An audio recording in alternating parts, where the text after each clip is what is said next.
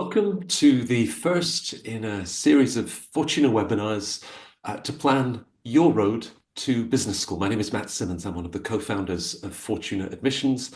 And every year we work with talented individuals from all over the world as they bring their hopes and dreams of an MBA to life and work with my remarkable colleagues to take those steps. But it is a very thoughtful process. And here we are in early March thinking about the coming months on the back of a 2024-2025 admission cycle that saw some record volumes at Harvard Business School and other top schools, Wharton, Columbia, were all posting record application volumes. Now, of course, if I describe the beginning of this year as being a little bit uncertain and volatile, I think that's a British understatement. But of course, investing in yourself and the idea of heading to business school for a year or 2 years, actually, this might be the perfect timing, and the skills that you'll learn as we face a world of AI and rapid change and geopolitical shifts, well, you're going to emerge from one of these top business schools ready to face those challenges. So we're calling today's session How to Kickstart Your MBA Application Process. We're, what, 5-6 months away from those round one deadlines. And I'm lucky to sit down with my colleagues to share their experience, their insights, that insider view from the admissions office. And today, I welcome Emma Bond. Emma is one of the directors at Fortuna. She was a former admissions senior manager at the London Business School and consistently one of the top-ranked MBA admissions coaches in the world, as is her colleague, Michelle Belden. Michelle was also a Fortuna director who was the former senior associate director of admissions at Wharton, and opens the doors not just in Philadelphia, but in Palo Alto and Boston and New York. Both of them have clients that then share the wonderful news from the four corners of the world.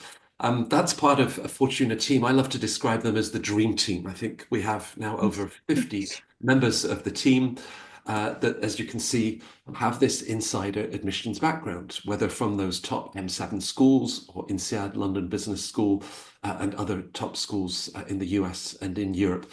So that brings the level of insight that they'll be sharing with you today. And they'll make the tough calls. You know, they're extraordinarily enthusiastic, as you'll see, but they will really help you in terms of providing that unbiased and very honest view, because they themselves have reviewed so many thousands of applications. That starts when we actually first talk with you. We offer free consultations that we prepare meticulously, you know, looking at your background to really identify parts of your story that we'd love to discuss further, transitions you may have made in your career. So, you know, we hope that after this session, you'll reach out and we can have a call to talk about your personal plans and where the MBA fits in terms of next steps. We've got a lot to get through in the next 55 minutes and talking about why planning ahead really matters, you know, how it makes a difference, and then breaking it down over different timelines. Perhaps some of you are, you know, thinking about this for next year. So we've got an 18-month time frame. Others, you've said, no, this is the year that I'm applying to business school. So what will that look like in the coming months as we approach those round one and round two deadlines? And then as we go through the summer, as you're thinking about test prep and working with recommenders, there's a lot to juggle. Now, I've got a lot to juggle because I get so enthralled with all of the advice and insights that sometimes I don't keep up with the slides, or that I forget to move on and what we should be discussing. So I'm going to hand over to my two wonderful speakers about simply why planning ahead matters. And perhaps, Emma, that's something that you can start with, the difference that it makes. Yeah, hi Matt, it's lovely to be here and nice to have everybody joining us today.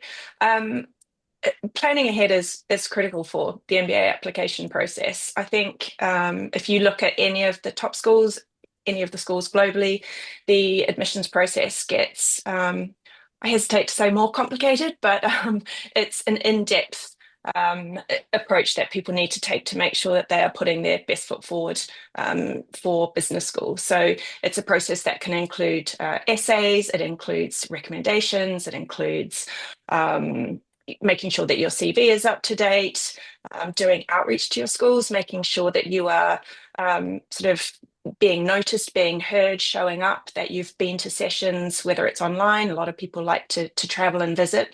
And all of that takes time.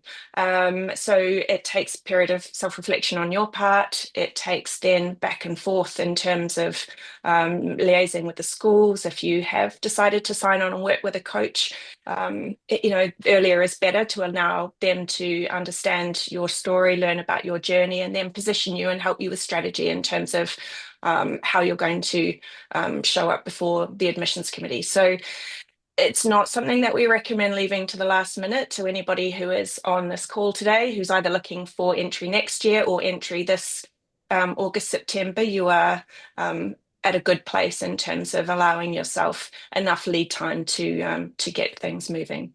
I guess a very simple question, Emma, with all of the thousands of applications and final decisions that you made about candidates going to one of the world's top business schools, could you tell when a candidate had really taken that time to plan? Yeah, 100%. It does sound a bit sometimes. Okay, let's say I have worked with people who have not had all of that lead time, and it can be done, but in the interests of your own sort of your own journey and your own mental health, and it's much more effective if you don't rush. If you are sitting on an admissions committee and you have applications come across your desk, you can tell those clients who have spent time really getting to know the school, the culture of the school, who've spent time talking with students, talking with alumni, who have spent time thinking about their career goals. What does this MBA actually mean for me? Where do I want to go when I come out of business school? Where do I see myself 5, 10 years down the track? There are little things like errors which will pop up if you haven't proofread it properly. Maybe your recommendations are not as great if you haven't had time to prep and speak with your recommenders so they understand what's required for the process. But yeah, definitely, it's something that is pretty clear. The people that have spent time and who have put thought and energy into their application, as opposed to people who have come to it last minute.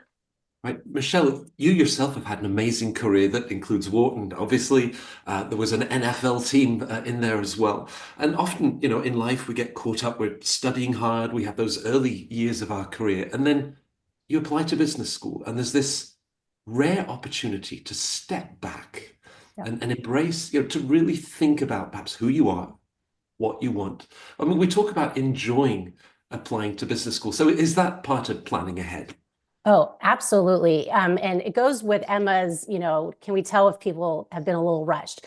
I think if you have, and welcome everyone, and the fact that you're already here in March, you are taking the time to start to plan. And so you're already ahead of the game, because I think that self-reflection, Matt, is key to all the parts of the process. But really, ultimately, when you get to business school, if it all works out, to get the most out of it. And when you give yourself that time now to start really identifying, where do I want to go within my career? What does that look like and feel like? So reflecting on what you have done, where have you been, is so helpful, as then you first approach what schools are out there. What is a good fit for me, given what I've done and what I hope to do in terms of why am I going to business school in the first place, right? So I think to be able to identify that, and that critical part, and we talk about in our timeline, is kind of crazy, is the 12 to 18 month period seems like a long time, but ultimately you are giving yourself that opportunity to identify the right programs and reflect on your story, and it's such an investment we talk about of your time, of money, but it can be really catapult your career. So I think when you are able to do that and set a plan that, as much as you can keep to it, it's going to work out in the end for you, no matter what, I believe. And I think Emma sees the same within our clients. We really, that's why I'm excited about, this call, is that just to kind of help people starting to figure that out for themselves, because I think, which is why, have a call with us, just in the sense of the coach is there to really, we're your partner. We want to keep you on track. We want to take you through all the parts of the application and reflection, but really meeting those key milestones and not doing the, oh man, I'm rushed, really last minute. Yes, we can help you get it done, but it's not like, and I love just what Emma said, the mental health part, which we see more and more. It's not necessary if we can stay away from that. Right. I can hear us, with clients saying, too bad that we didn't do this 3, 4 months ago. Now that we're a month or two away from the deadlines. Now I'm gonna share the screen we talked about a timeline, and it does make me think, Michelle, of within Fortuna. One of the jokes. I mean, we talk to everybody, right? Whether they're in New York or Nairobi. But I often get calls literally on the 31st of December. So we're 4 days away from a round 2 deadline. It nearly always seems to be an investment banker, whether it's JP Morgan or Citi, Goldman, whatever. And we have this conversation. They say, Matt, I work crazy hours, but tomorrow the markets are closed. It's New Year's Day. So I figure I'll volunteer. I'll go walk puppies at the animal shelter. And I'm really excited because who wouldn't want to walk puppies, right? Um, but they're looking to pack everything into the next 4 days, and certainly that volunteer experience is going to look a little shallow. Now, this timeline looks at 18 months for anyone that's applying in round 1, how that condenses. And perhaps, Michelle, you can just talk us through and how some of this will intensify. But we've got research and planning right up front. What sort of things might that include as we then move into GMAT and GRE and the application itself? Yeah, I mean, I love for the people that are able to give themselves or really have started thinking about that 12 to 18 months out. So that would be for us next year. The application cycle is what can you be doing already? I will tell you for everyone, if I'm talking to you 6 months in advance, 12 months in advance, the research and outreach is key. And Emma mentioned it is the understanding of those programs out there and what are you looking to get out of them. So really starting to identify those programs. And you can start now, 12 months out, 6 months out, right? So you always be connecting with the schools, and they offer you many ways that we can get into.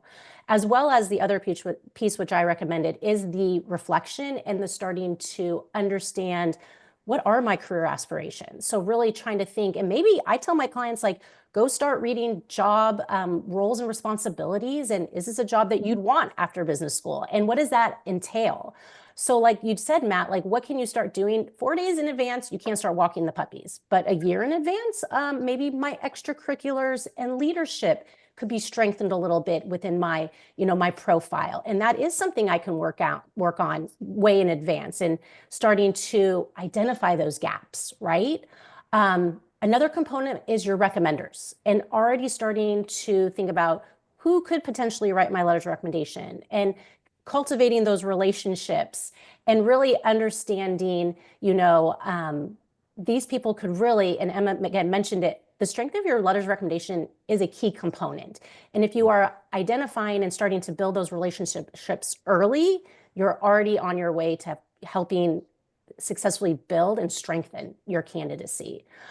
So I think, now I'm looking at the slide that you put up, if I hit all those things, I think that engagement with the schools, as we said, the alumni and students, and just starting to, if you're not at a company that has graduates, you starting to reach out just very easily through all the schools' resources that they do provide to start to learn about their programs. So I think there's a lot, but I think the outreach, research, and the reflection of your own profile and identifying areas that you would like to strengthen or could be stronger is really going to be helpful when you ultimately come to that, okay, now I'm ready to sit down and start the application process.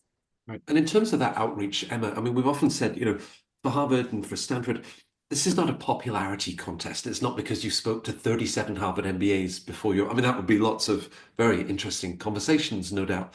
But, we've often said, well, again, think about your own profile, what you're looking, not just to get out of business school, but what you want to contribute. It's a question that Wharton specifically asks every year. How will you contribute to the Wharton community? So are there perhaps alums, maybe a second-year student that's the president of a particular club that really aligns with your interests and profile? Yeah, absolutely. And I think, as I said, sometimes you can visit the campus. It's an amazing thing to do if you can, because I think walking around a campus and understanding the feel and the vibe, it sounds sort of very subjective, and actually it is, because that's part of what Michelle mentioned, which is choosing a school where you feel like you will have the best experience. And that's not the same for everybody. And yes, a lot of people want to apply to Harvard and Stanford and Wharton and INSEAD and LBS and all of these amazing schools. But within the kind of elite programs worldwide, there are 1 or 2 or 3 that you will feel that you will get the best experience, where you will feel at home. And one of the ways to do that is to visit. One of the ways to do that is to have those conversations. So if you are interested in, for example, moving into, retail consumer goods when you graduate your MBA, if you've done that sort of extensive self-reflection and thought about the skills you're bringing with you, how do they align with where you want to go? What are you going to take away from an MBA in terms of technical skills?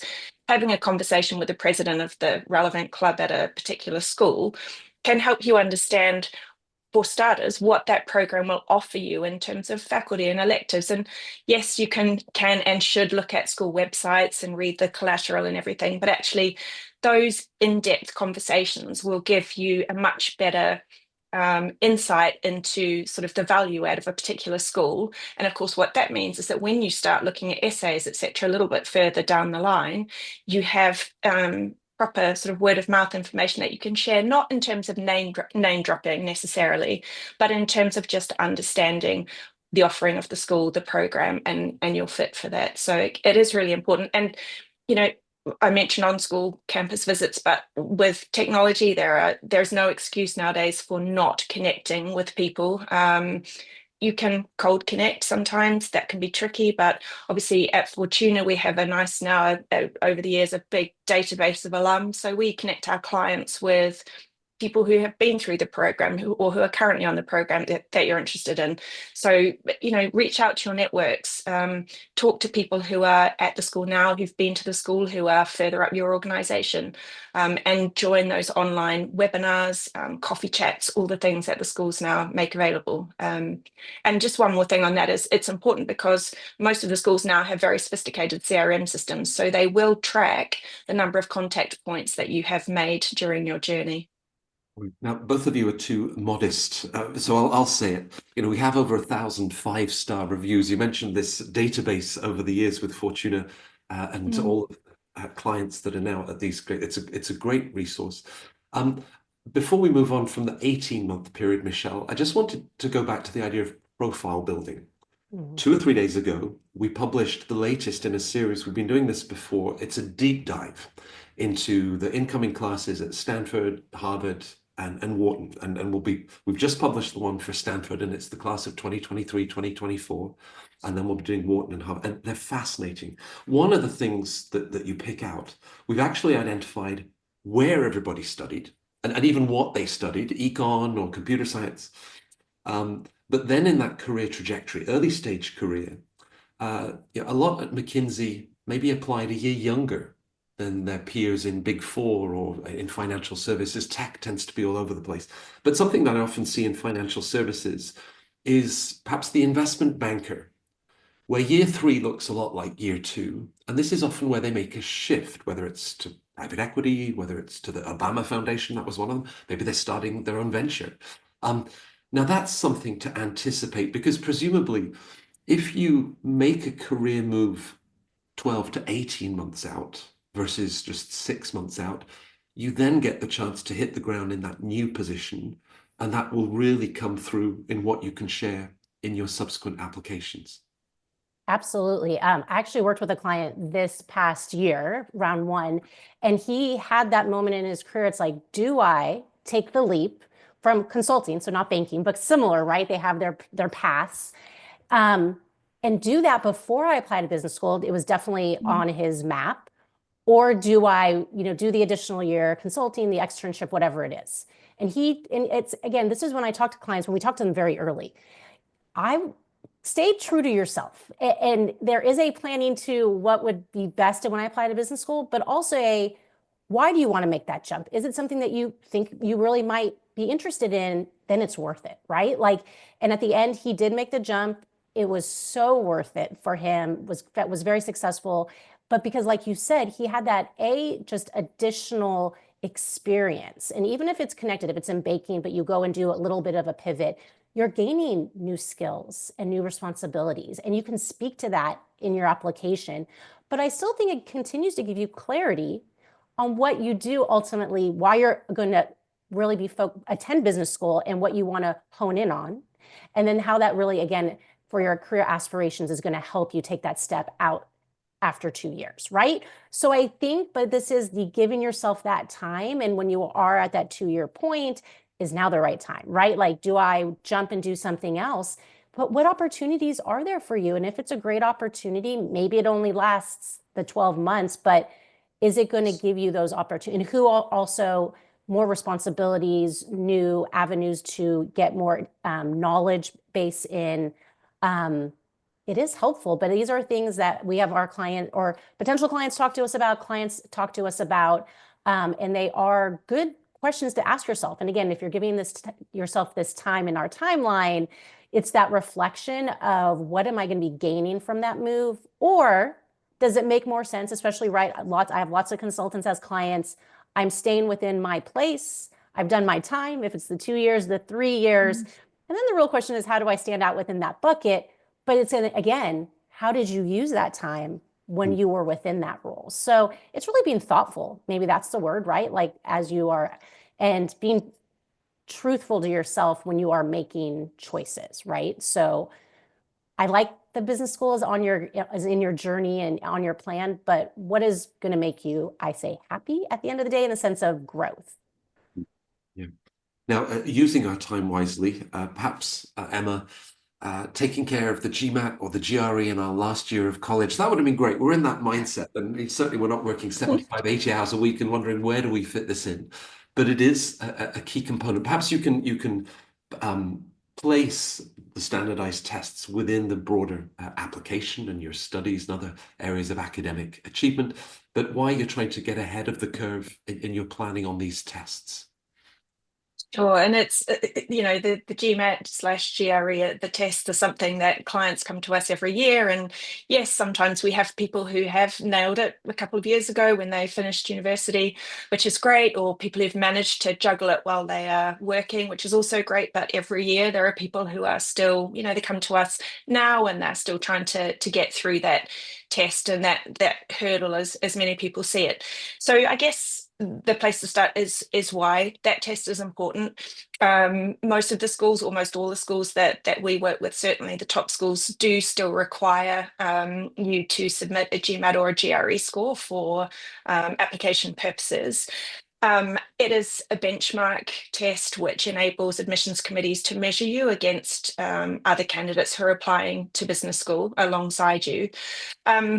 It's not the be all and end all. We say that every year. I tell my clients, don't panic if your score is a bit lower than your school's average, but it is a way of people assessing your quantitative capabilities, your verbal capabilities, your data insights now with the new GMAT focus. So it allows the school to understand your strengths and or sometimes your sort of growth needs in those particular areas. But it can also, if you are able to secure a good score, offset any issues that you may have had during your undergraduate degree or at college. So if your GPA is perhaps less stellar than you would like, performing very well in the GMAT will help mitigate some of that for the schools that you may be looking at. So as I say, whilst it's not a be all and end all, and they do look at you holistically, it is one component and it is important. So we do recommend that if you can put some time towards it, it is a valuable thing rather than rushing last minute. In terms of GMAT versus GRE, so that's probably one of the most common questions we get is, does the school prefer me to do GMAT or GRE?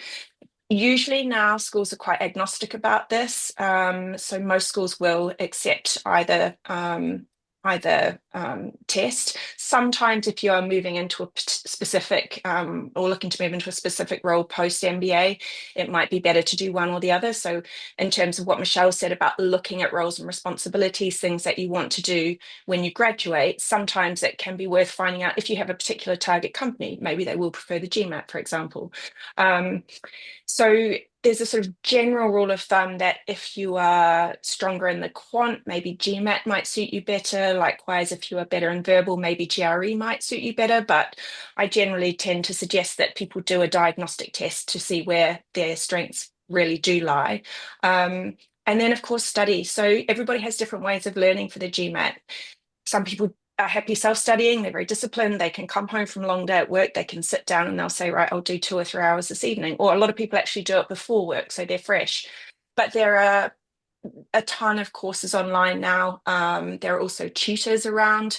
So it really is a case of identifying your particular learning style and then sitting down and dedicating time. So if you are 9 to 12 months out, making sure that you give yourself space in your schedule. It's good prep for MBA when you're trying to do 21 things at once, and actually make time to show up and do that in the best light so that you're putting your best foot forward. Target score is an interesting one, because obviously if you do your research, you'll see that different schools have different ranges that they show in terms of scores. So, you know, if you are looking at a Harvard, Stanford, Wharton, it will have a higher target score, and we would recommend that you are sort of looking to try and get up around, if it's a GMAT, the old, I'm talking old school now, the old 730, you know, but not all schools are the same. So sometimes how you perform in an early GMAT test will give you an indication of what schools are realistic. Now, I still say to clients, if you have a school that is your dream school, sometimes it's absolutely worth doing an application to avoid the what ifs, even if your score is lower than those schools are normally going to receive, because schools do like other candidates who have different things that they bring to the table. But that's one of the things that you know, target scores can help you with.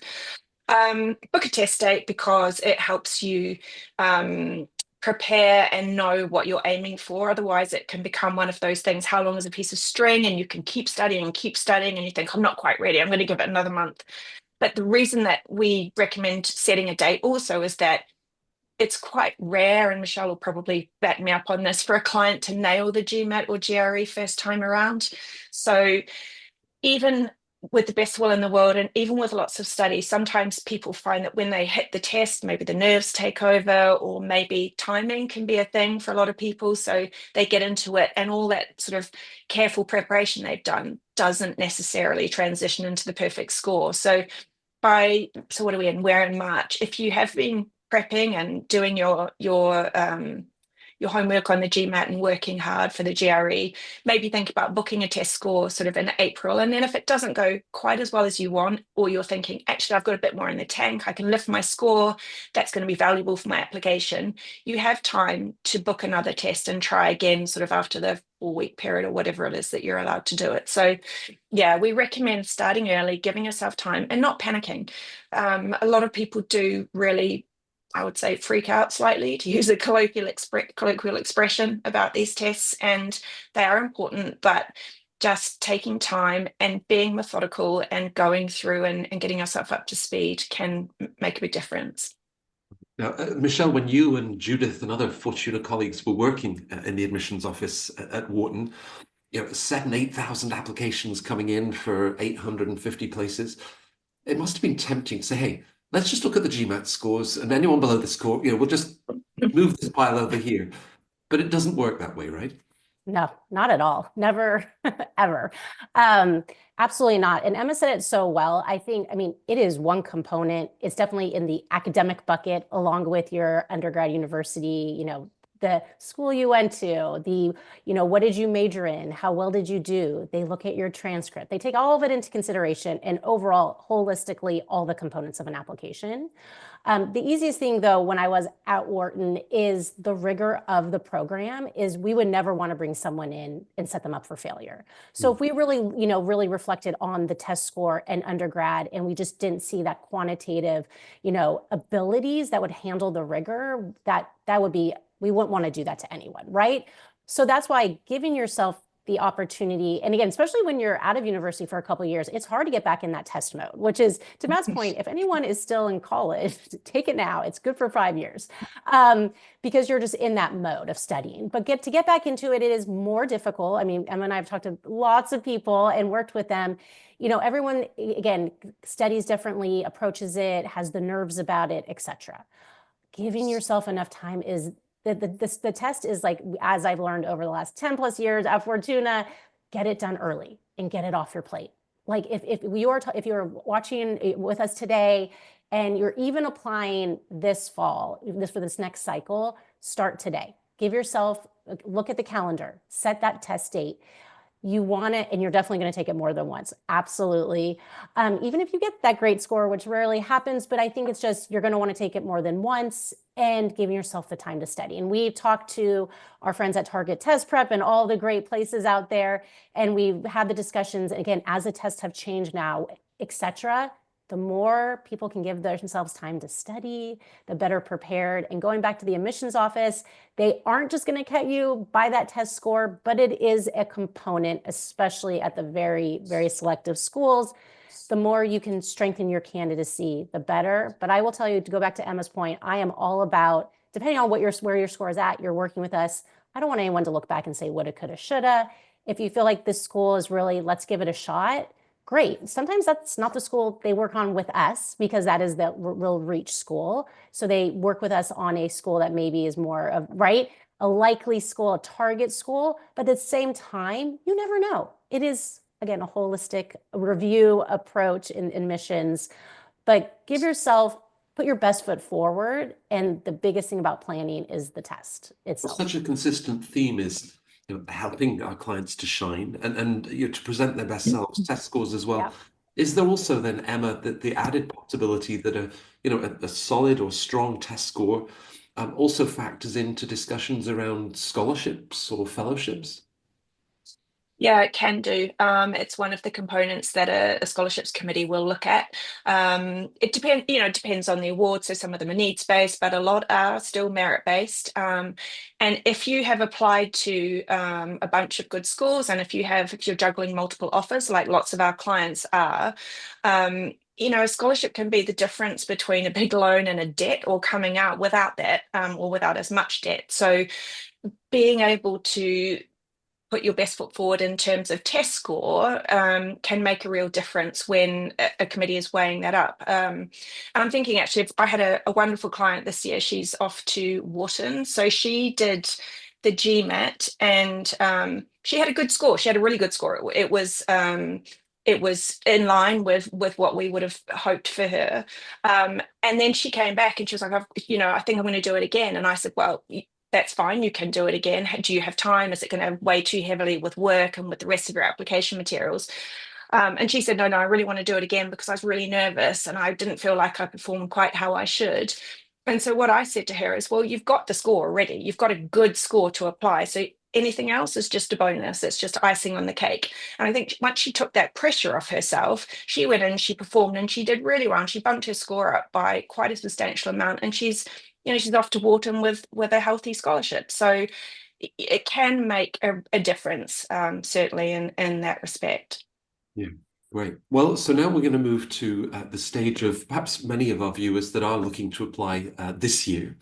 And so the 6-month window between now and round one deadlines.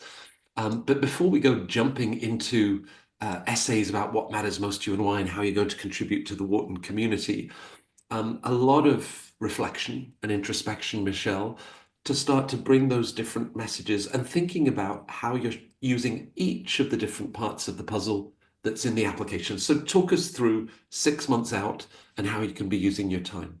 Yeah, I would say number one, we have at the very top is, identifying your theme, your most compelling stories. And this is where Emma and I come in, and so excited to jump in with our clients, learn about them and help them identify this. And where I start is your career vision.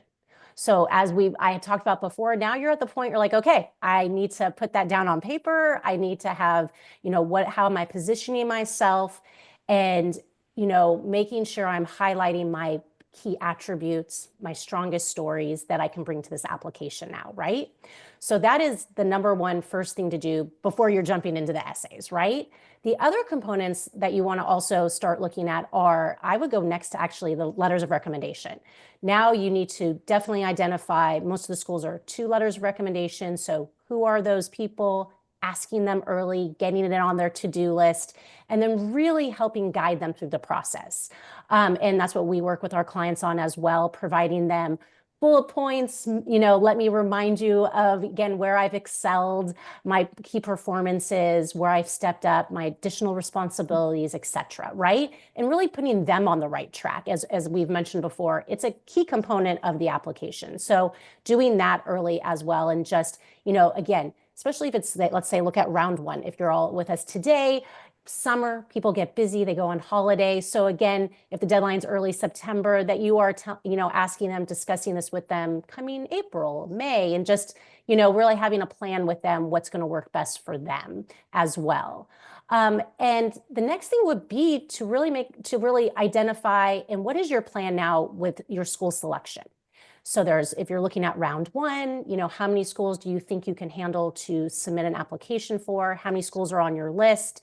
Round one, round two strategy, and really, what are your top choice schools? Because again, 6 months out, you're continuing to do the outreach and research, but you've really, been able to identify the programs that you really feel like, again, that fit and that you're excited about and would love to join their program. So from there, you're going to want to go into each of the schools as, I'm going to say June, more so July now, but you could always look at what last year's application requirements were. They don't change much, but what each school is asking of you. The top schools all, are similar but different. They have write essays or a cover letter or a video component or video questions now. So you really want to again, planning wise, being able to identify what is going to be asked of me, how do I plan for that, and how am I working towards that? I always say work backwards from the deadline and giving yourself enough time to work on all those different areas of the application. And obviously, you already now can start looking at, okay, essays, right? Like you're going to want to do multiple iterations. You're going to want to brainstorm all those good things. But ultimately, again, going back to first identifying your key message, your career vision, your theme, and then you can start to look at the school's essays and not get overwhelmed, okay? Let's say you're applying to 4 schools and all the schools' essays are very different. Where do you begin? And again, with a coach, they can help you identify that. I always like to work on the schools that have essays that will really develop your materials and the content the most. And then from there, you can take, really as a jumping off point. So it really depends on the schools that you're targeting for that round. But I think it's, something that there's all these different things, and just to give yourself the time. So 6 months out, you have a plan. You're hitting these key markers. You're requesting your transcripts from your undergrad that you're going to need. Hopefully you have finished your testing, which I would love to get off your plate. If not, you're finishing the testing, making that a priority that is a priority to get done within 6 months, that you are getting that off your plate to go focus really on the application materials themselves. So you can really, again, plan for success. Right. Now, Emma, perhaps I'd just like to dwell on this idea of your themes, your compelling stories, because, the candidate that says, oh, I heard that you're always supposed to tell Stanford a sad story, but then how you overcame it. And almost like there was a formula, or, what does LBS want to hear? What am I supposed to say to Wharton? But it's your story, right? I mean, that's the whole beauty of the self-reflection and introspection.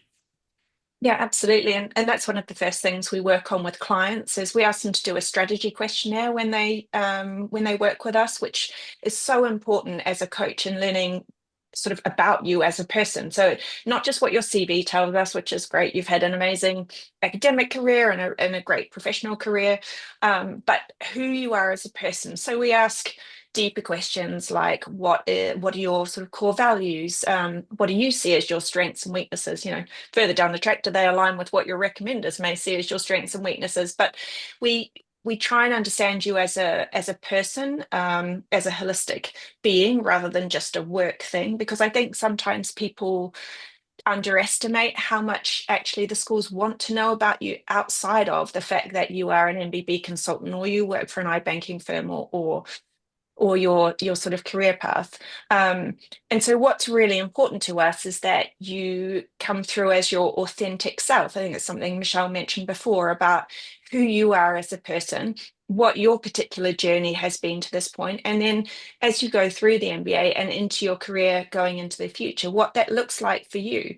And there is no one size, there's no cookie cutter application. There is definitely particular schools, there are a lot of stories around Stanford's what matters to you most and why. Well, realistically, what matters most to me is different from what matters most to you and to Michelle. So when we work with our clients, it's pulling out that particular thing that will really resonate with the individual, and therefore will be more sort of accessible to the admissions committee because it's genuine, it's authentic, and it really shows them who you are. So a lot of our early work goes into that kind of positioning and working out how to tell your story in a way that is compelling and that will make you as sort of attractive as possible to the schools that you're applying to. And it might be that it changes a tiny bit per school depending on the essays. They are, like Michelle says, kind of similar but different.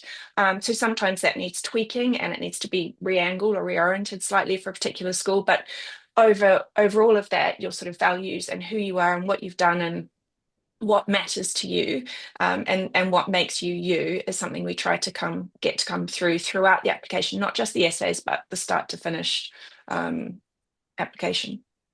Now, Michelle, you and Emma and all of my other Fortuna colleagues, you're very patient with me because I'm the only one that never worked in the admissions office. So I have countless questions about, being too young to apply or being too old to apply or all of these different things. And we talk a lot about patterns of behavior. And to come back to the launch questionnaire that Emma was describing, sometimes you're exploring things maybe that you even see in high school. It's like, you see how that then came back in your second year of college, or impact on a community, and you've actually stood up for diversity representation at work.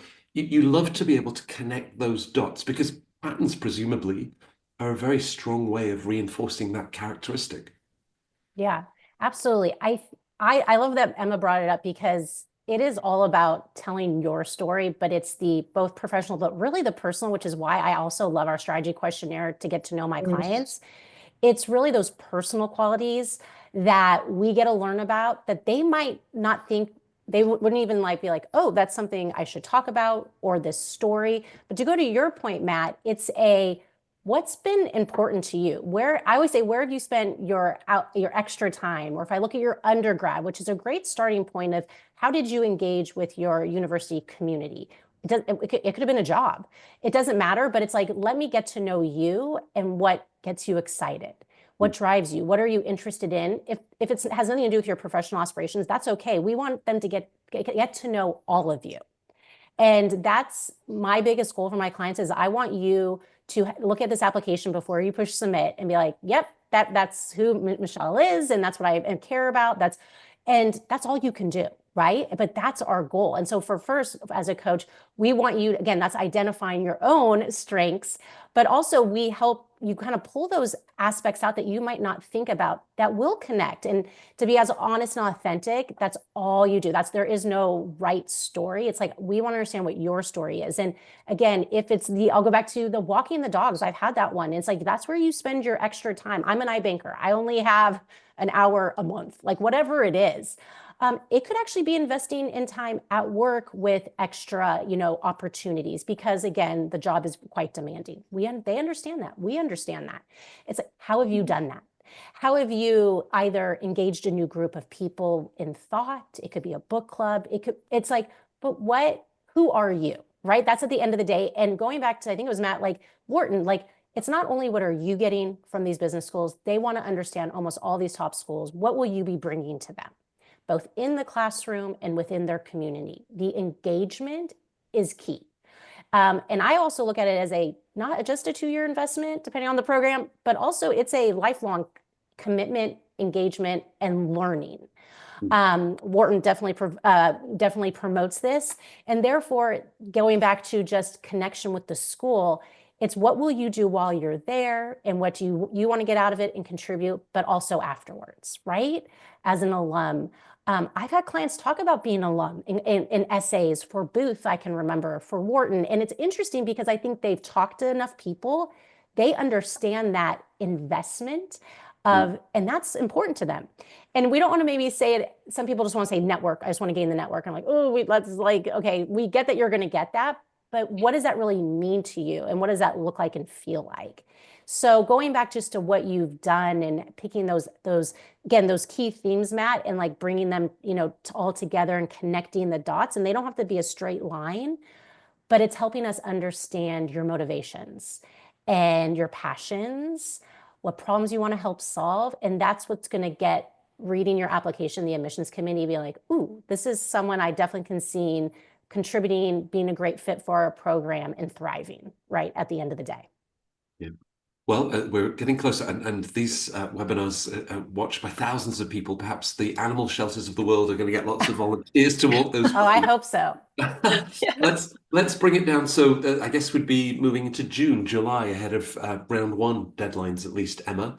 And this word refinement. So maybe there's a nudge to the recommenders, but talk us through this stage where you've already got some core materials, and now there's the finessing. Yeah, it's sort of one of the stages that I quite enjoy, actually, because you've been through all this positioning, this strategizing, and then things at this point are starting to come together. And usually, because often when clients join us at the beginning of what is quite a long journey, it can be quite overwhelming. You're applying to several schools at once, and they all have different requirements, and people can sort of find it's a lot, right? So that's one of the things that we try and do is set out a plan for them so that they know it's not going to be too crazy. But polishing your essays and thinking about the story that you're telling is really, really important. So it says that, seek feedback and refine messaging. So feedback is really helpful. And whilst I would probably counsel against seeking feedback from too many different people, because it's that too many cooks can make it a bit overwhelming for you, but seeking out one or two people whose opinion you really trust, who know you really well, and asking them to read your material can be super valuable. So you will already have had different points of view from your coach, and at Fortuna we also have advisors who work on our big projects as well, but getting someone who knows you well, so it might be a family member, it might be a very close friend, to have a look at what you've written and to say, yes, I can see you on the page. This is you. I understand. I feel like you are showing your best self, which is what we want you to do, can be really helpful at this point, sort of 2 or 3 months out.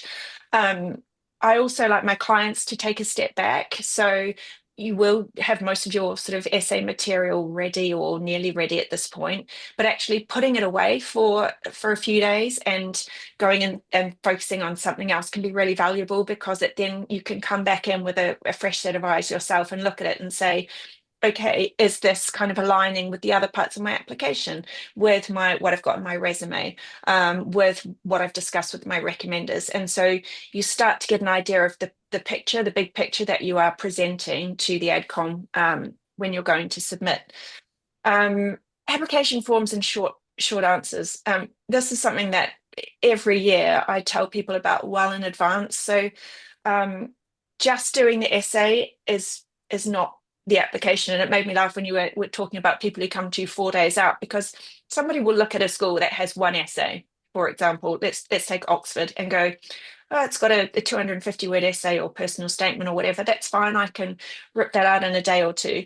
And then if that's what you think, and then you go and start the online application, what you'll see within the application is a ton of other questions about, career goals, and about how does the role that you are identifying in your career goals recruit?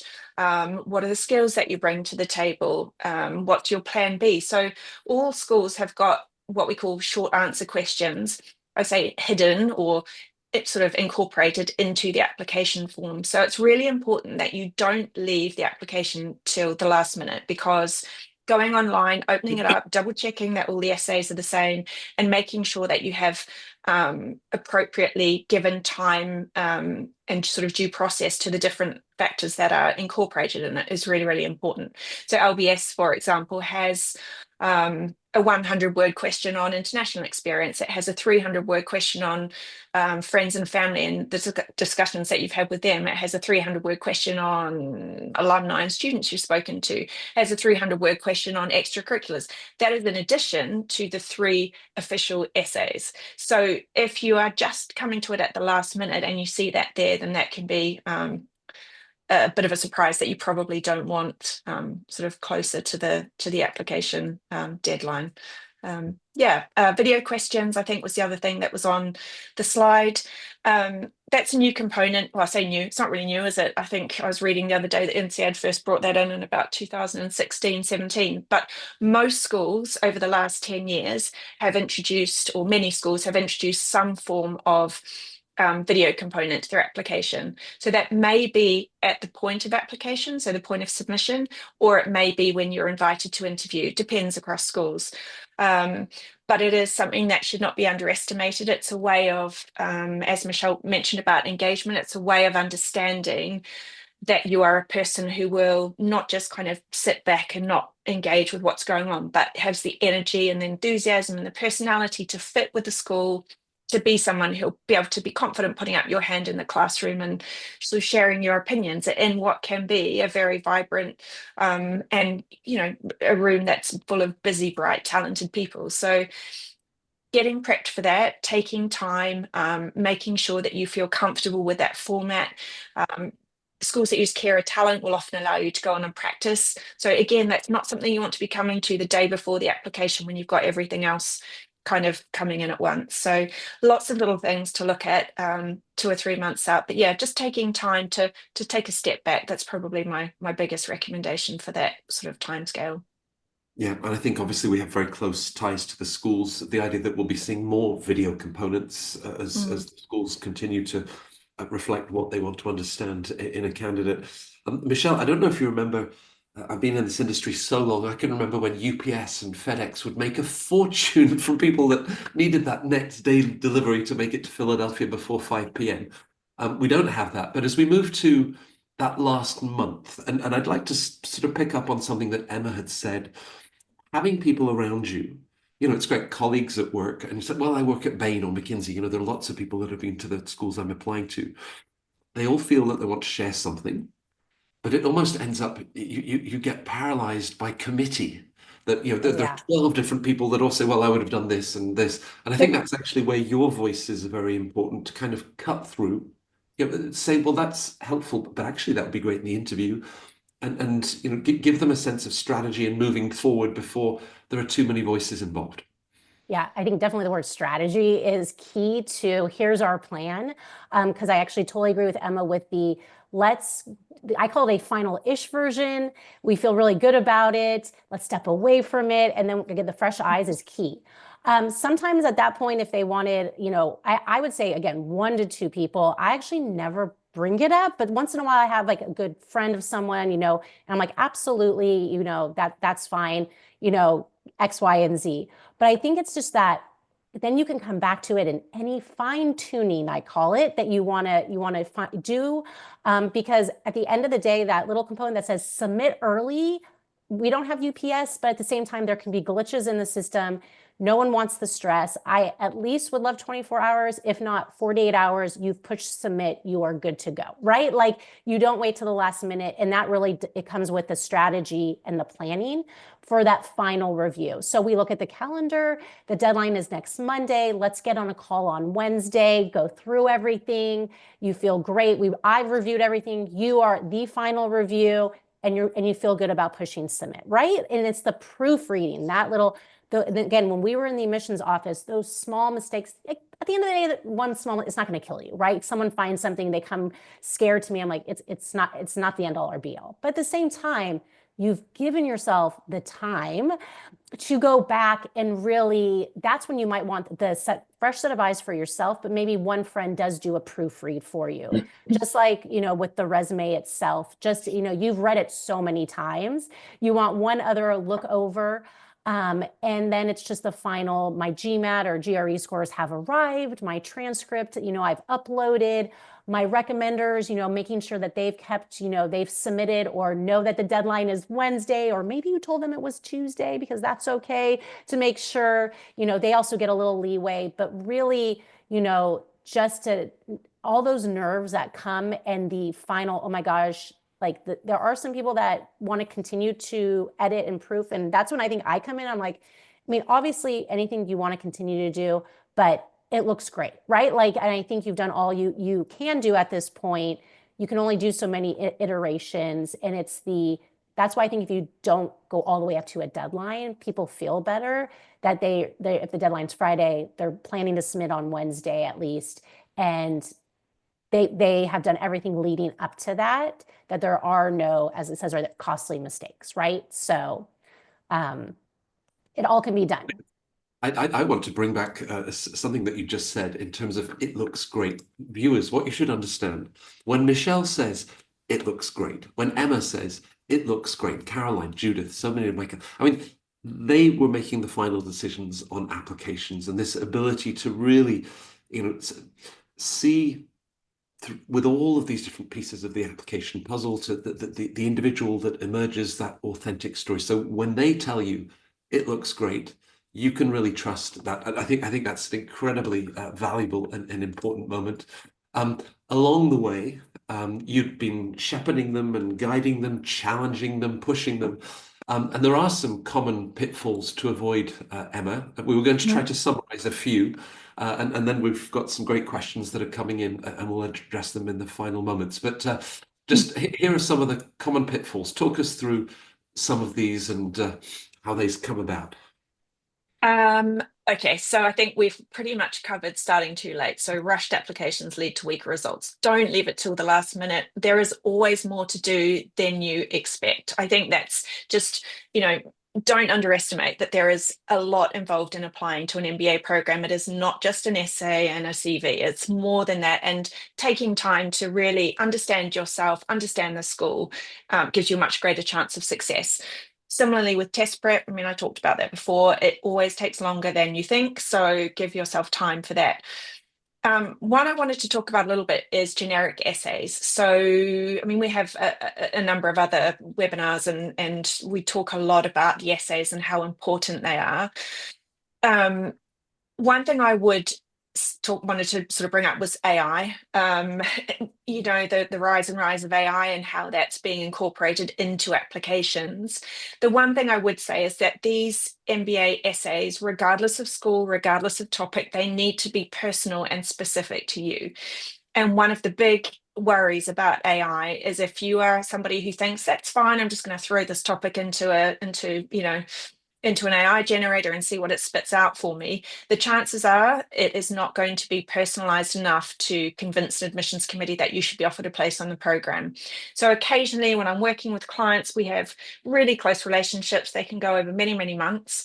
And we'll get to an essay and somebody will send something through to me. And you can see when somebody has sort of auto-generated something through AI. It just doesn't have the depth, it doesn't have the feeling, it doesn't have the personal representation or understanding of a school, the ethos, the particular sort of electives, etc. So generic essays will not get you an admit. Schools want to know that you have spent time, you have been reflective of their program, of their offering, of, again, as Michelle was saying, what you are going to bring to them.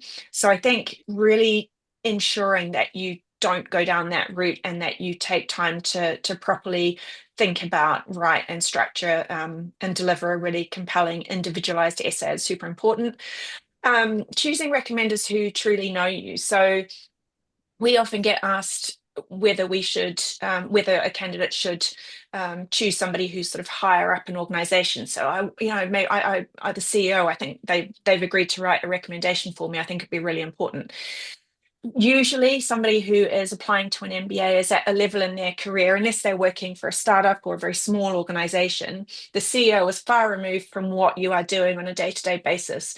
So it is much better to get a recommender who's either your direct line manager / supervisor, and that's some schools sort of specifically ask for that, but somebody who sees what you're like on a day-to-day basis. They understand the effort that you put in, the kind of structured thinking that you demonstrate, your ability to critically analyze data, to lead a team, to inspire others. So somebody who really understands who you are. So choosing someone who is just too senior, who is going to give, again, something that's very generic, is not usually helpful for your application. And then winging it really works. Yeah. So the interview prep takes time.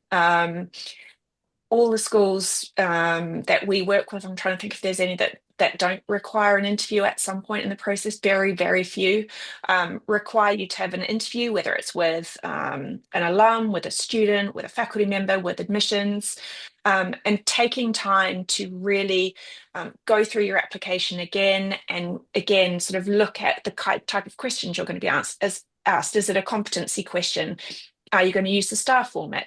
Is it an opinion question? Am I going to sort of use the firstly, secondly, thirdly framework to make sure that I come across in a very structured manner?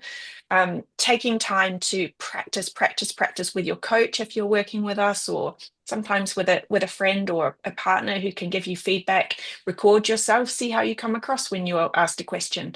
That's really, really important as well. So they're just a few. There are more, I'm sure, that we haven't thought of, but taking time will definitely help you overcome a lot of these. Yeah. So there's a wonderful question that one of our viewers has shared and touches on imposter syndrome, Michelle. In essence, it's why me? Why would the admissions committee choose me? And this is something we discuss a lot in those free consultations. It's difficult to get a sense of how competitive you might be in this process. So what encouragement would you to turn why me into why not me? Yeah. Oh, yeah. I hear that. I'm sure we all hear that all the time. I'm not going to stand out. How do I do that? And it starts, I will say, with the strategy questionnaire for us to get to know you.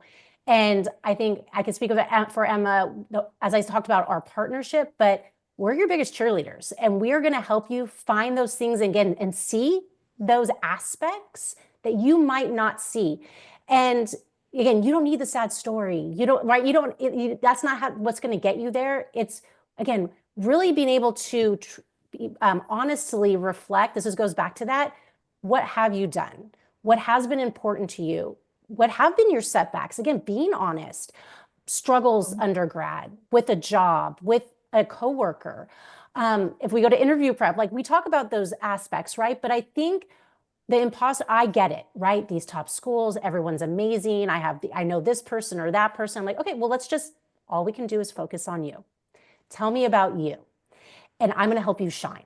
And we're going to help you shine through, again, taking the time to do the data forms, because there's lots of hidden questions and short answer questions there, to the essays, to picking the right recommenders that really know you, maybe both professionally and personally. They've got, so my point is, like, if you come to us and you are willing and to partner with one of us that can really help honestly talk to you about those things and help you open up and share, because I think you need to find a coach that you feel comfortable with doing that, because we want to help you shine. And so at the end of the day, that's our biggest goal, right? When you push submit. And I think you do have to find the confidence, though. And this goes back to the bucket of consulting, or I could go do this without an MBA. I'm like, so your job is to convince them that you need the MBA. So let's talk about that, right? So I think if you're here with us today or you're thinking about it, you must know that you have done enough, or there is a reason why. Let us help bring that understanding of the other components to help you find success. Because I think there's a school out there for everyone. Maybe we need to cast the net a little wider for some clients than others that are more open to top 15, 20 schools. There's so many wonderful programs that can enrich your life and yourself and career. So if that is a goal for you, let us help you get there, right? Well, one of our viewers, it's a comment, it's not a question, but I think it's worth repeating. It speaks to what you just said. And he or she says, thank you for the session, that they really needed this encouragement and experience-driven advice. And it's something I mentioned, those thousands of 5-star reviews, whether it's that first free consultation, and certainly working with either of you or our colleagues, time and again, it's, you saw something in me. You believed in me, and I needed that.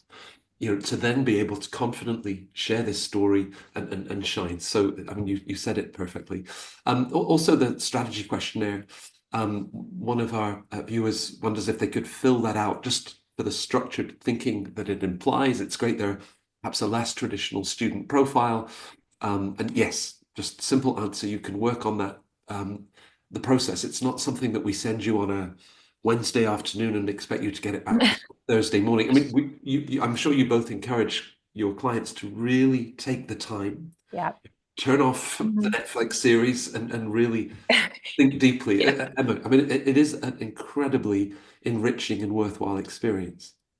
Yeah, definitely. And I do warn people who sign up with us about it in a nice way. I say, don't underestimate the time it's going to take to do this, because it's so valuable to me to understand who you are before we dive into this process. And and people who take time with it, which all of our clients do, they will find that they generate material by going through that strategy questionnaire, which will provide really useful ideas and insights for essays and for the application as we go through it. But yes, we recommend that people take time on that, and then they will submit it, and then we'll have a strategy call, and we'll spend 60 to 90 minutes going through it, and we'll refer back to it as we go through the application process. But my goal for my clients is that we can't guarantee, we can't guarantee an offer, although usually, as Michelle says, if we cast the net properly, like it should be, based on your background, your scores, your kind of extracurriculars, your whole profile, there is a school for everyone. I completely agree with Michelle. But my goal is that by the time you hit submit, you have put forward and you are confident that you have submitted the absolute best representation of yourself as possible. And so that there are no regrets. If you're applying to Harvard, you're applying to Stanford, those schools are unbelievably competitive. But if you're confident that you've presented yourself in the best light with the most beautifully polished, well thought through, self-reflective application possible, then you should have no regrets. And I think that's really important. And, Michelle, I'm sure will agree that I'm at that point of the year now where people are starting to come through and sign up with us. And it's so exciting, because that journey is really as valuable to us as coaches as it is to you. I don't know if that sounds cliched, but we really enjoy your success, and we really enjoy helping people get into the programs that they want to, their dream programs. And yeah, it's a really cool industry to be in, and yeah, that's our goal for our clients. I wrote an article for Forbes about the trinity of Harvard, Stanford, and humility. And I'm just going to hold that mirror up to both of you, because you're absolutely right. You're extraordinarily selective schools. You've got like a 1 in 18 or 19 chance of getting into the GSB. You've got a 1 in 11 chance of getting into Harvard, 1 in 9 chance of Wharton. These are highly demanded schools.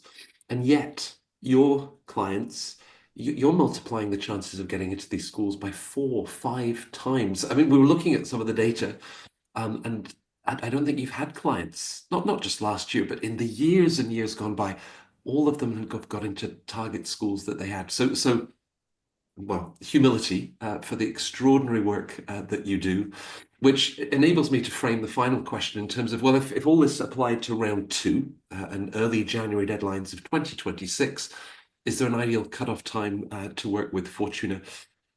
I get to visit a lot of the world's top business schools, but I try to go and meet in the life sciences and computer science departments at MIT and Stanford. And my question is always, how do I clone Michelle? How can I have another Emma? Because they only work with a limited number of clients. As they've said, everybody's story is personal, it's you. And so so they never work with more than 9 or 10 clients per round. So that's the only cutoff as we think about round 1 or round 2. And as you can imagine, they're in very high demand. But again, back to our free consultation. Share your story with us. We'd love to talk to you with the same level of candor and insider expertise that both of my colleagues have shared. All right, so one final question. What is this one going to bring? Someone coming into business school from an artistic career background. Remember the opera singers? We had the sculptor.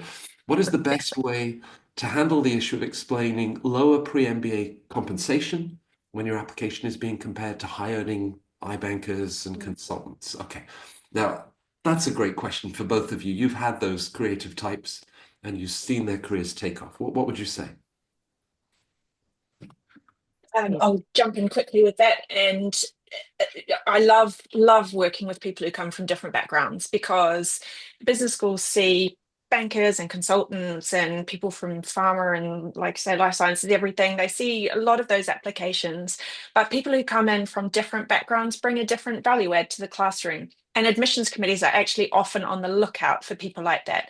And they do understand that if you come in from an industry, from the creative arts, you are not going to be earning the same salary as an investment banker. It's so you don't really need to explain that. If you want to clarify it, most schools give you an optional essay where you can just say, my industry doesn't pay as much as if I was in banking or consulting.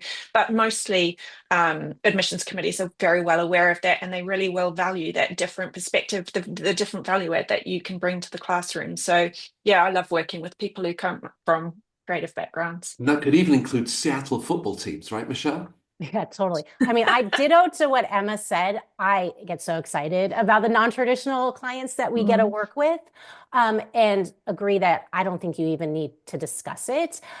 Really focus on what your value add is, given your background. That's what I would just hone in on right away with my client and discuss and talk about, and the clarity of why the MBA. And really having that understanding, and that goes back to your research and outreach, the value for, you could go back into the arts. I've had artistic clients who had some business, but ultimately, what is it that you see the value of the MBA to what you want to go do? It's kind of fascinating to me. And I think so don't focus on, do not worry about your compensation, X, Y, and Z. And again, those are great questions though. I love, again, go back to the strategy questionnaire. We actually have that final question now we've added, is like, anything else you want us to know, or like that we haven't covered, because I'd rather you tell me now than like 4 days before the deadline. But the questions like that, one of the first things, sometimes on my fit call, what are your concerns? That rather than like going into, the application process, or on our strategy call, is there anything else that you do have concerns about? Something that you might think is silly, or you just bring it up to me now, like, let's discuss it. We might put it on hold. And I'm like, I don't know, we could maybe discuss that in an optional essay, or maybe it won't be necessary. Let's see how, your stories and how we cover the different components of the application come across. And then we'll come back and we'll say, is that something we think we need to bring their attention to? Or does that make sense? So anyway, I think it's a great question. Definitely have a consultation with us. I think any of our coaches would be, we've had many experiences, but I think the schools themselves would, I think, just be very excited, because especially the ones with the larger programs, the different viewpoints and perspectives is super interesting to them. Yeah.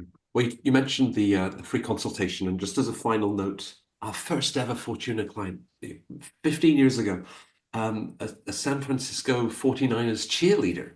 I think of Celine that went to INSEAD. She was the sculptor. I think one of her works of art now is on one of the terraces on the INSEAD Fontainebleau campus. And recently we interviewed Melissa. She was the opera singer at Columbia. Jamie, he was working in UK government. Round 3 for Stanford, but hey. And then Marcus, who was a diplomat, some crazy stories in Central Africa, who's just about to graduate from Harvard Business School. So tell us your stories. As I said earlier, we take that free consultation so seriously, and reviewing your profile so that the discussion that we have, it's all about you. And really, people consistently comment that it's we say 30 minutes, it never is. It seems to go over, but come away with some great insights, just like this session. Now, this webinar I mentioned was one of a series of 3. So we hope that if you're catching this, you'll join us again next Thursday at 12 noon Eastern time, or of course on the Fortuna YouTube channel. But reach out, and thank you. Thank you for joining us, but in particular, thank you to Michelle and to Emma for such a great session. That encouragement and energy as people are now looking to kickstart their road to business school. It's always a joy to have these sessions together with you. And you can imagine, everybody, how much I love working with these 2 people. So thanks for a great session.